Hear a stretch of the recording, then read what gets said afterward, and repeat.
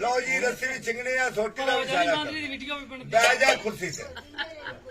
तेनों आडियां गुआडियां दी कसम है कुर्सी ते बैठ जा नहीं तेनों मां प्यो दी कसम है कुर्सी ते बैठ जा नहीं बाना तेन बच्चियां बीवी दी कसम है कुर्सी ते बैठ जा नहीं लो जी मुंडा नहीं मनता तेनू निक्की साली दी कसम है कुर्सी दी आ जा लो जी मुंडा साली दा अखा मन के बैठ गया लो जी पढ़िया लिखिया मुंडा जरा डंड कटे जोर जमावे गोड़े दे बच्चे क्या कहने लो जी नवी नवी शादी हुई होवे मुंडे सोहरे जांदे ने किस तरह सोहरे जांदे ने सज्जे खब्बे मोटे मार के सोहरियां ते जाना हाय कर क्या बात है क्या कहने तेरे हाय कर सोहरे जाना बड़े चावा नाल